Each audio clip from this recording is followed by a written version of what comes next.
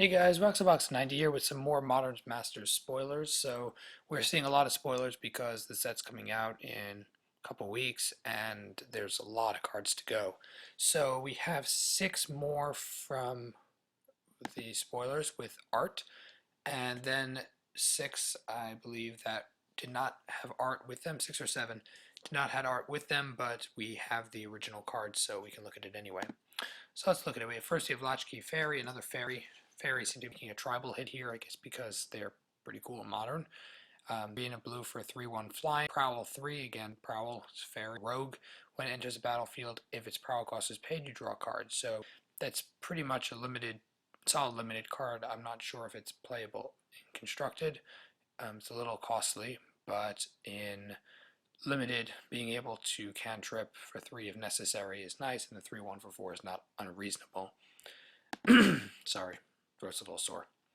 Then we have Dirkwad Baloth, which 6 for a 5/5 that allows you to suspend it for 5 turns.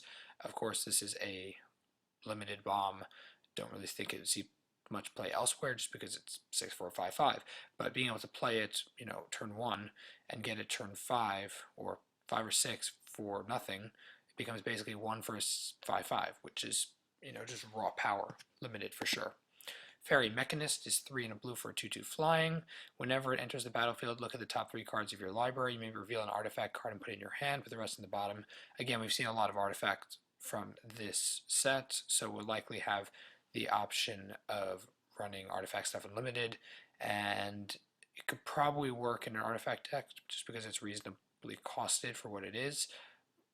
It's fine. It's a fine card. Dream Spoiler Witches is 3 for a black 2/2 flying. Again, these are so far all common, so don't expect too much. Flying, whenever you cast a spell during an opponent's turn, you may have target creature gets 1/1/- on the turn. Okay, so this is a build around card. The 2/2 flying aspect makes it, reasonable for its ability in a limited environment. I'm not really sure if you'll see play elsewhere. And lastly, we have a rare Summoner's Pact, which has gone up to like $20 now or something. It used to be a couple dollars, which is scary. But 0 for an instant that says search your library for a green creature card and put it in your hand. So 0 for an instant speed tutor, kind of awesome. And it goes in your hand, so it's in some ways strictly better than Worldly Tutor, except at the beginning of your next turn, you have to pay 4 or you lose the game. Still very viable, still very awesome, especially if you have the ability to do the mana, or you can just win with whatever creature you go get for the Summoner's Pact. It means you can win that turn. It's kind of awesome, kind of powerful tutor. And then the last card we have here is Grapeshot with new art, whenever it decides to load. Grapeshot, new art. I actually like this art a lot. I think it's awesome. And it's a storm card. That's pretty much what it's there for. And for those who don't know, storm decks are very viable in Modern, despite their culling with the, I think it was Seething Song that was banned. Still kind of awesome decks, and Grapeshot is a big card in that deck. And then we have some more cards. So these were not picture arted, but MTG Salvation put them up, so I'm considering them valid. And it makes sense because Eternal Witness has been printed 3 times, still $4 or $5 uncommon. It's 3 for a 2/1 human shaman that whenever enters the battlefield, you may return a card from your graveyard to your hand. Again, it's a staple in a number of formats. EDH probably the most currently, but in Modern I can definitely see it seeing play. In Limited, of course, it's crazy. Being able to get back anything you want and then getting a 2 power body for 3 is very, very solid. We have Search for Tomorrow, which is search for a basic land, put it in the battlefield for 3, so it's a little costly, but it allows you to suspend it for 1. So when you're worried about that last land drop, or you need to find the color for your 3-color, limited deck, definitely viable with the suspend. And the fact that hits play untapped is rather nice. So definitely a limited card for sure. And I'm sure in some Modern decks it could see play, but most likely limited.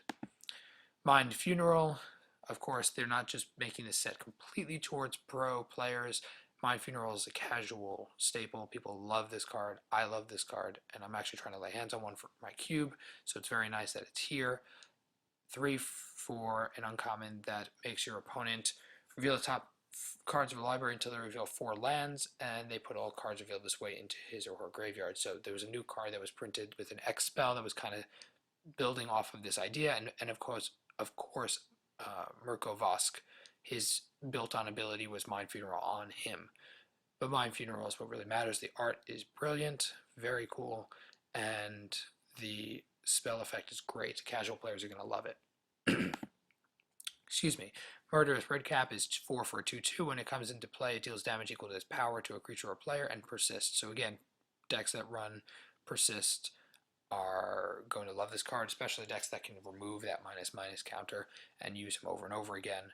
It just 2 damage, 2 damage, 2 damage. Remember, it's when he comes into play. So that means when you play him the first time, you play him the second time. So he's 4 for a 2/2. That does a total of 4 damage divided into 2 to 2 targets.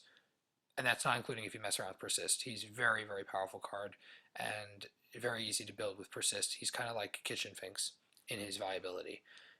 Really, really good. And I just love that art. I really hope they don't make new art for him because I love that old art. Pyromancer's Swath from Future Sight, 2 in a red. I think actually I pulled one of these a while ago.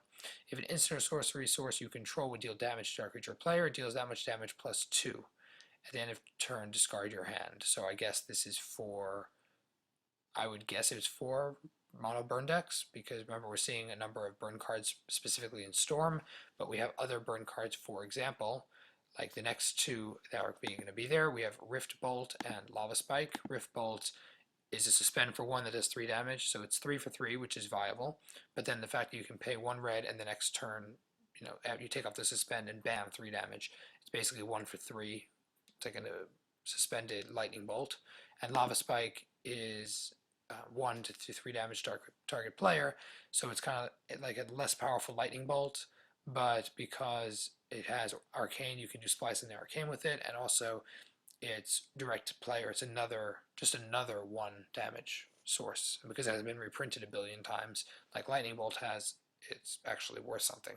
So Pyromancer's Swath could definitely work with these. If you're top decking, burn spells, if it's doing 2 damage extra every spell, it could be pretty awesome. So those are all the spoilers. Again, sorry these videos are a little long, mostly just because there's so many spoilers coming out at a time.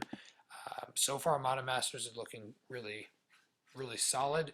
I'm probably going to make a speculation video discussing should you guys consider pre-ordering a box, because it's a significant investment at this point, anywhere from $250 to $300 I've seen. So I'll try to get around to doing that. But otherwise, let me know what you think about today's spoilers below in the comments section. Definitely love to hear your thoughts. As well, check out my channel sponsors in the description. And as always, Roxabox90 signing out. I'll see you guys next time.